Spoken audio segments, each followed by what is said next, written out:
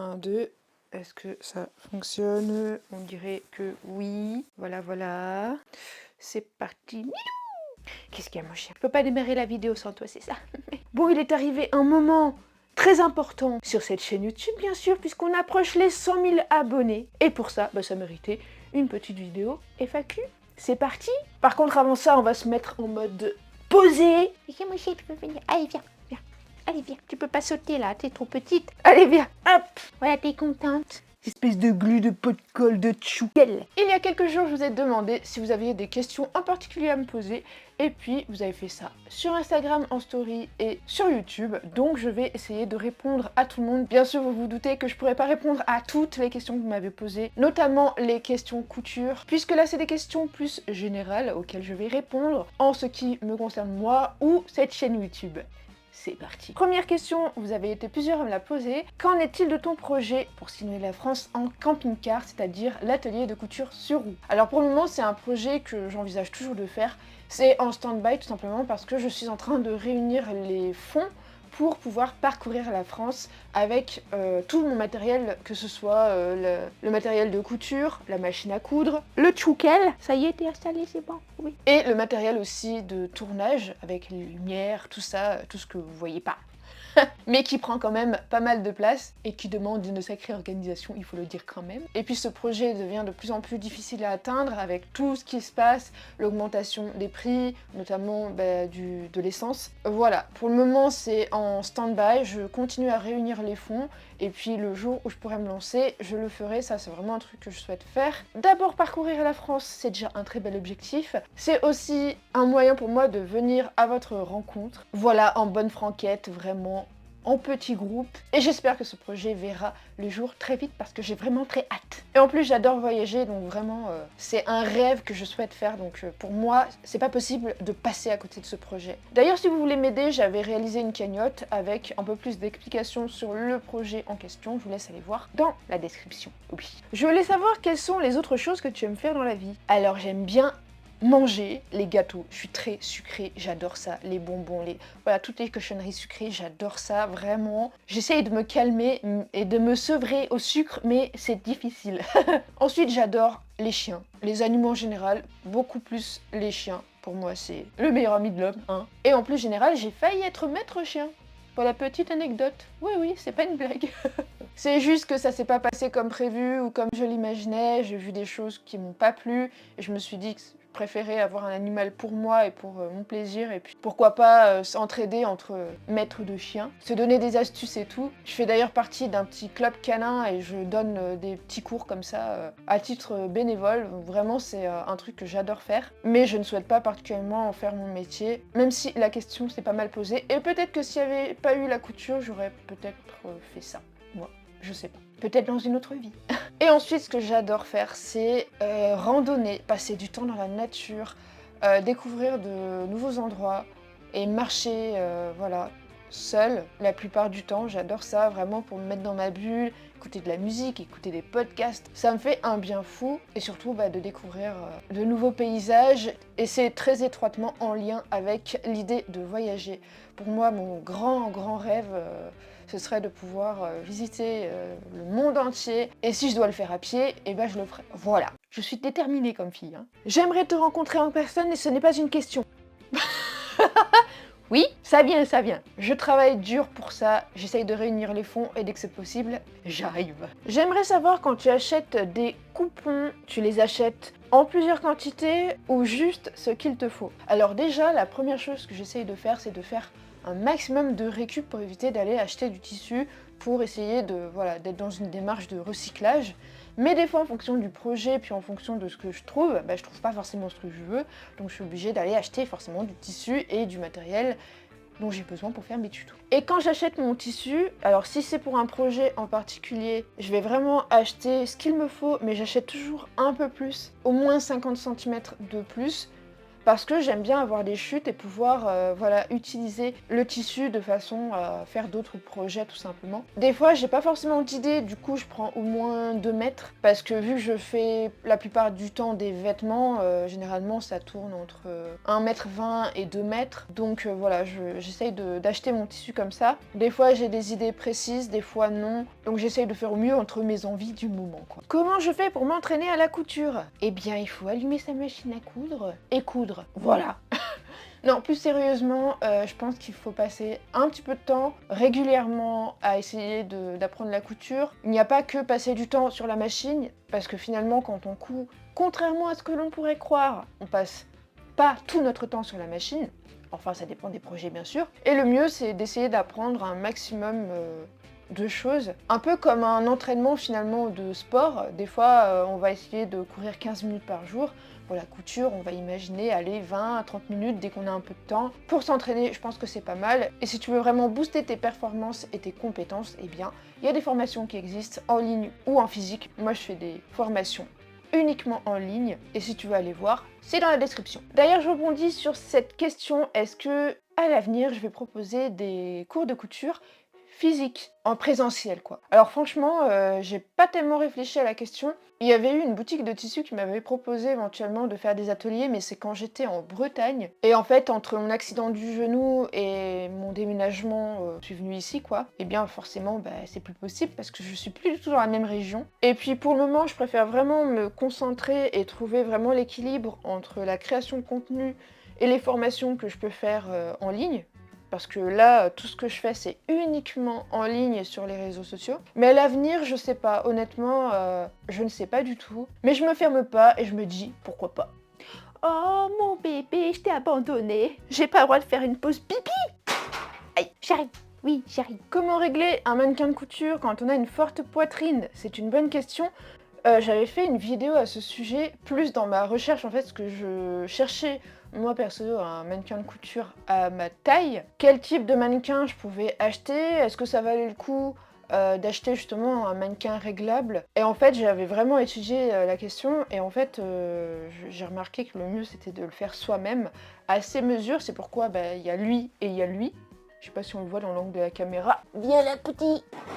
Voilà. Et en fait, j'ai absolument tout filmé et j'ai proposé en fait de le coudre de A à Z en détaillant absolument tout sur une formation de couture justement. Et moi en tout cas, j'en suis contente. Maintenant, tu peux modifier un mannequin qui n'est pas forcément à ta taille, chose que j'ai fait avec celui-là. Ou alors tu peux réaliser vraiment depuis le tout début quoi, avec tes mesures. Avec cette méthode, non quoi. Voilà, mais de toute façon, lui, il va falloir que je le modifie parce que j'ai un petit peu perdu entre temps. Et entre lui et lui, forcément, c'est celui-là que je préfère parce que il est vraiment à ma taille, à tous les niveaux quoi. Et vraiment en termes de fierté après, de savoir-faire et tout, c'est trop cool. Quel est ton parcours? Excellente question. Et bien justement, j'ai la chance d'avoir un interview avec Julien de la chaîne Couture Enfant et il m'a proposé de parler un peu de moi, de mon parcours et tout, et parler un peu de business dans un podcast et c'était une trop bonne expérience. Encore une fois, Julien, je te remercie si tu passes par là. Et si vous voulez vous abonner pour pas rater d'autres couturiers et couturières qui viendront intervenir en podcast, eh bien allez vous abonner tout simplement. Encore une fois, le lien est dans la description. Pas de questions, Juppie, juste te dire que j'adore tes vidéos, tu es un rayon de soleil. Merci beaucoup. C'est vrai que vous êtes beaucoup à m'encourager et je vous remercie pour ça parce que des fois c'est pas évident de savoir où est-ce que j'en suis, de savoir si je fais bien les choses, pas bien les choses. Bref, vous êtes toujours là pour me dire et m'encourager, vous êtes vraiment des supporters et pour ça je vous remercie infiniment parce que ça m'encourage, même si je peux pas répondre à tout le monde, c'est impossible. Je vous le dis, ça m'encourage, donc vraiment merci pour votre soutien, quel qu'il soit, même aux personnes qui interviennent jamais et qui laissent jamais de commentaires, ce qu'on appelle la communauté silencieuse. Je vous remercie d'être là, moi j'en fais partie quand je suis d'autres gens, je n'interviens jamais, je laisse jamais de commentaires, et pourtant je supporte plusieurs personnes comme ça, hein. Donc voilà, merci à tous. Pourquoi ma couture est belle recto et le fil qui bourre et fait des boucles côté verso? J'aime bien la référence à 4. C'est juste une histoire de réglage. D'ailleurs, j'avais fait une petite formation gratuite qui montrait en fait comment régler tous les points de base si ça t'intéresse. Et c'est juste une histoire de réglage, ça peut venir d'un tout petit truc. J'ai un peu plus détaillé le sujet sur une formation. Généralement, quand c'est le fil du dessous, c'est qu'il y a un problème avec la canette. Si c'est le fil du haut, c'est qu'il y a un problème avec le fil du haut qui est enfilé dans la machine à coudre. Ça peut aussi venir de l'aiguille, si l'aiguille est trop usée, si c'est la mauvaise aiguille, qui n'est pas adaptée justement au tissu, ça peut venir d'un tout petit truc. Donc il faut vraiment tout vérifier. Et ça, je te l'explique encore une fois. Va voir dans la description, il y a tout. Par où commencer quand on débute et quelles pièces sont les plus faciles? Je pense que ta question, c'est quels vêtements est-ce que je peux coudre? Tu peux coudre la plupart des vêtements, mais c'est surtout la matière et les techniques qu'il va y avoir dans le vêtement qui vont faire que ça va rajouter de la difficulté. Par exemple, si tu utilises des tissus qui sont non extensibles, faciles à coudre, type de la toile de coton, bref, tout ce qui est matière en coton, pour ça, tu peux vraiment y aller et t'amuser à faire des vêtements. Et forcément, plus tu vas ajouter de techniques sur le vêtement, plus ça va être difficile. Par exemple, si tu vas coudre, comme sur ma veste, tu vois, des poches passe-poilées comme ça va forcément ajouter beaucoup plus de difficultés, tu le devines, comme des boutonnières, comme voilà, toutes ces choses qui demandent un peu plus de technique. Donc il faut faire attention surtout aux tissus que tu vas coudre et aux techniques qu'il y a sur le vêtement. Et à partir de là, tu as un tas de tutos sur les réseaux sociaux, dont ma chaîne YouTube en fait partie. Et je te laisse aller foirefouiller. Maintenant, 2 vêtements que je te recommande, la jupe tonneau. C'est une jupe avec un grand rectangle et un élastique en haut. Voilà, il n'y a pas plus basique là. Et le t-shirt type Japon, je crois que je l'ai appelé comme ça, je sais plus. En fait, ça va être une forme en T en haut avec une encolure que j'ai mis comme une parmenture en gros. Et c'est vraiment très facile, c'est que des bouts de rectangle, vraiment. En termes de technique, il n'y en a vraiment pas beaucoup, donc je pense que ça devrait aller. Qu'est-ce qui t'a donné envie de commencer la couture? Quand et pourquoi? Alors ça, c'est une excellente question. Encore une fois, j'en ai parlé dans le podcast avec Julien. Mais en quelques mots, ce qui m'a donné envie de coudre, c'était les grosses robes bien travaillées, historiques ou pas, fantastiques. Vraiment, ça me faisait kiffer et rêver.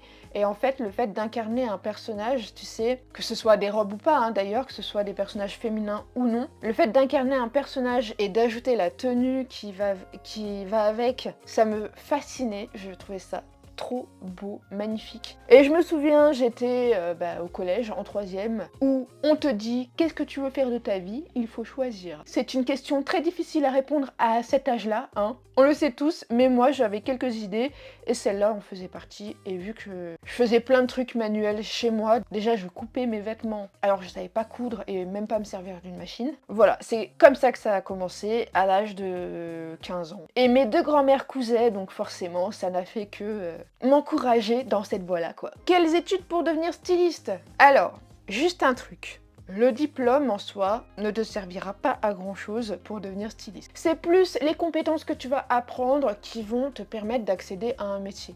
Forcément, si tu passes par une école, ça te permettra de rencontrer un peu plus de gens qui sont déjà dans le milieu, ça te permettra de rencontrer des pros, et d'accélérer en fait, d'accéder plus facilement à ces compétences et les développer tout simplement avec des professionnels.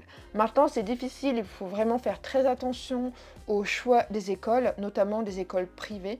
Tu peux tout à fait suivre un parcours avec des formations publiques et tu vas avoir plusieurs spécialités. Le stylisme, c'est vaste, tu as styliste de mode, mais tu as aussi plein d'autres aspects que tu peux pratiquer en stylisme. Il ne faut pas oublier que c'est beaucoup lié au commerce, chose qu'on n'imagine pas quand on veut devenir styliste parce qu'on pense qu'on va être plus dans la création alors que pas forcément. C'est pour ça qu'il faut bien se renseigner sur le métier avant de se lancer, de se rendre compte que finalement c'est pas ce qu'on imaginait. C'est un milieu aussi très concurrentiel et du coup le mieux c'est d'aller frapper à toutes les portes et de regarder comment est-ce qu'ils travaillent vraiment. Il y a plein de stylistes qui ont maintenant une grande renommée, qui n'ont pas forcément fait d'études. Donc tu vois que c'est pas les études qui font le styliste, je sais pas comment dire. Je crois qu'il y a une expression qui existe là-dessus, mais c'est pas grave.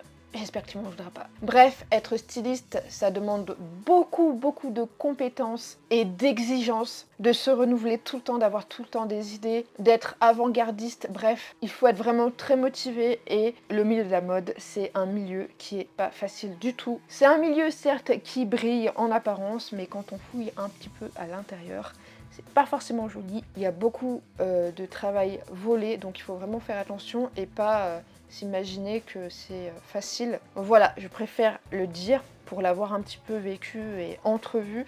Et moi, personnellement, c'était pas du tout un milieu qui m'attirait, non, au contraire.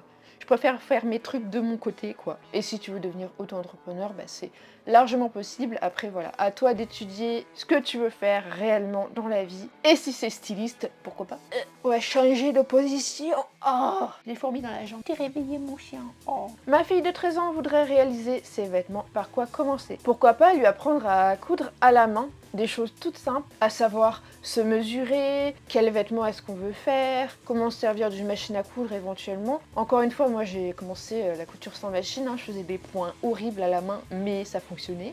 En plus à l'époque c'était les tailles basses, les slim, ultra serrés. Quand tu te baissais, on voyait la lune.